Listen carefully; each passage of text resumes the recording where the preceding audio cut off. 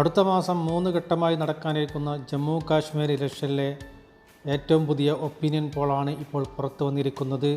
Teja opinion പോളിലെ ആദ്യ ജില്ല ശ്രീനഗറാണ്. ശ്രീനഗറിൽ 8 സീറ്റാണുള്ളത്. 8 സീറ്റിൽ 1 സീറ്റ് മാത്രമാണ് NDA സഖ്യത്തിന് നേടാനാവുക.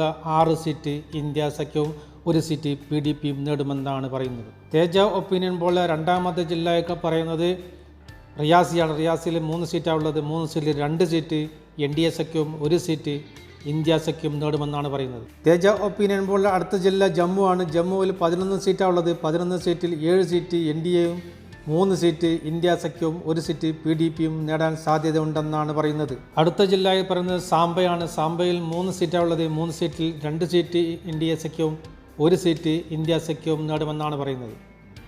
തേജ ഒപ്പീനിയൻ പോളിലെ അടുത്ത ജില്ല പറയുന്നത് ഗുൽഗാമാണ്. ഗുൽഗാമിൽ 3 സീറ്റാണുള്ളത്. 3 സീറ്റിൽ 1 സീറ്റ് NDAയും 2 സീറ്റ് ഇന്ത്യ സഖ്യവും നേടുമെന്നാണ് പറയുന്നത്.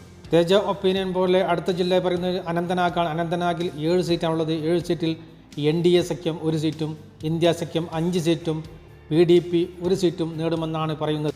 തേജ ഒപ്പീനിയൻ പോളിലെ അടുത്ത ജില്ല ഷോപ്പിയാനാണ്. ഷോപ്പിയാനിൽ 2 സീറ്റാണുള്ളത്. 2 സീറ്റിൽ 2ഉം ഇന്ത്യ സഖ്യം നേടുമെന്നാണ് പറയുന്നത്.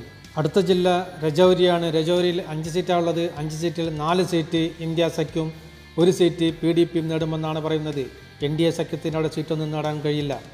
അടുത്ത ജില്ലയായി പറയുന്നത് പുഞ്ചി ജില്ലയാണ്. പുഞ്ചിയിൽ 3 സീറ്റാണുള്ളത്. 3 സീറ്റിൽ 3ഉം ഇന്ത്യ സഖ്യം നേടുമെന്നാണ് പറയുന്നത്. BJPക്കോ NDA സഖ്യത്തിനോ PDPക്കോ സീറ്റൊന്നും നേടാൻ സാധിക്കില്ല. അടുത്ത ജില്ല കത്തുവയാണ്. കത്തുവയിൽ 6 സീറ്റാണുള്ളത്. 6 സീറ്റിൽ 3 സീറ്റ് NDA സഖ്യവും 3 സീറ്റ് ഇന്ത്യ സഖ്യവും നേടുമെന്നാണ് പറയുന്നത്.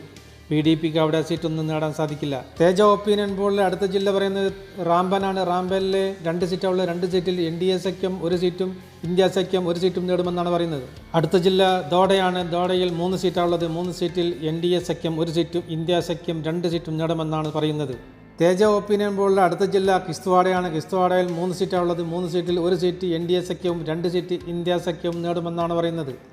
അടുത്ത ജില്ല പറയുന്നത് ഉധംപൂരാണ്. ഉധംപൂരിൽ 4 സീറ്റാണുള്ളത്. 4 സീറ്റിൽ 3 സീറ്റ് NDA സഖ്യവും 1 സീറ്റ് ഇന്ത്യ സഖ്യവും നേടുമെന്നാണ് പറയുന്നത്.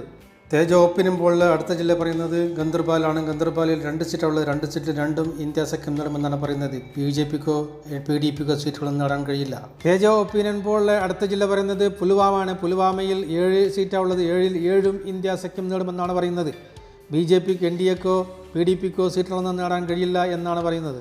തേജ ഒപ്പീനിയൻ പോളിലെ അടുത്ത ജില്ലയായി പറയുന്നത് ബാരാമുള്ളയാണ്. ബാരാമുള്ളയിൽ 7 സീറ്റാണുള്ളത്. 7 സീറ്റിൽ 3 സീറ്റ് ഇന്ത്യ സഖ്യവും 1 സീറ്റ് PDPയും 3 സീറ്റ് മറ്റുള്ളവരും നേടുമെന്നാണ് പറയുന്നത്. ബാരാമുള്ള ലോക്സഭാ മണ്ഡലം ഒരു സ്വതന്ത്ര സ്ഥാനാർത്ഥിയാണ് വിജയിച്ചത്. അടുത്ത ജില്ലയായി പറയുന്നത് കുപ്വാരയാണ്. കുപ്വാരയിൽ 6 സീറ്റാണുള്ളത്. 6 സീറ്റിൽ 3 സീറ്റ് ഇന്ത്യ സഖ്യവും 1 സീറ്റ് PDP 2 സീറ്റ് സ്വതന്ത്രരും നേടുമെന്നാണ് പറയുന്നത്. തേജ ഒപ്പീനിയൻ പോളിലെ അടുത്ത ജില്ല ബന്ദിപ്പോരയാണ്. ബന്ദിപ്പോരയിൽ 3 സീറ്റാണുള്ളത്. 3ൽ 2 സീറ്റ് ഇന്ത്യ സഖ്യം 1 സീറ്റ് PDPയും നേടുമെന്നാണ് പറയുന്നത്. BJPക്ക് NDAക്ക് സീറ്റുകളൊന്നും നേടാൻ കഴിയില്ല. ആകെയുള്ള 90 സീറ്റിൽ 24 സീറ്റ് വരെയാണ് NDA BJP സഖ്യം നേടാനാവുക. 52 സീറ്റ് വരെ ഇന്ത്യ സഖ്യത്തിനും 9 സീറ്റ് വരെ PDPക്കും 5 സീറ്റ് വരെ മറ്റുള്ളവരും നേടുമെന്നാണ് പറയുന്നത്.